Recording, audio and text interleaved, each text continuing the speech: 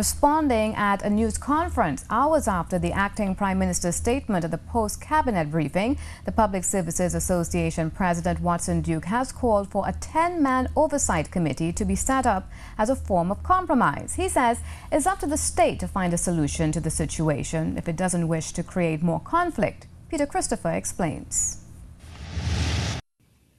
If he seeks to enforce that injunction, which cannot stand anyway, we will not obey it. Furthermore, and he will get himself a real war. Something that will be squarely on his shoulders. The PSA president in defiant mood on Thursday. Mr. Duke told members of the media that he felt sorry for members of the public that are caught up in what he called a rat race run by the state. They are caught up. Many of them really need to travel out of genuine interests. Sometimes people travel because they just feel to travel, but many of them are traveling because they genuinely need to travel.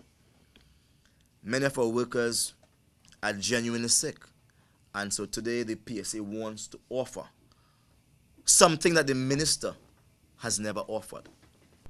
He said the PSA is willing to compromise if the state decides to form an oversight committee to ensure that work is done on all immigration buildings as well as buildings which form the government campus.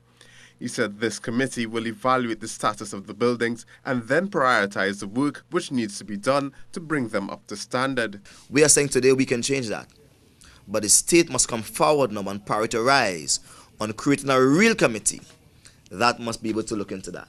Once that is done, we would be able to speak to our members and say to them, this is the list of priority works to be done. These works will be completed at this time. What are you willing to do? Mr. Duke is calling on the state to shy away from a high-handed approach and instead look towards finding a solution in the people's interest. He assures that if the latter approach is considered, the PSA will readily make themselves available so as to end the ongoing affirmative action. Peter Christopher, C News. Meanwhile, the PSA president hinted that the Labour minister's latest action may lead him to collaborating with the joint trade union movement. Mr. Duke stated that he agreed with OWTU and the joint trade union movement leader Ansel Roger's opinion on the Labour minister. And while I do not oftentimes agree with my brother, Ansel Roger, I want to agree with him today by saying Mcleod is the worst Labour leader ever. Ever. He has done nothing for them, and instead of trying to support the working class, he's the greatest proponent of decent work. He's now facilitating indecent work.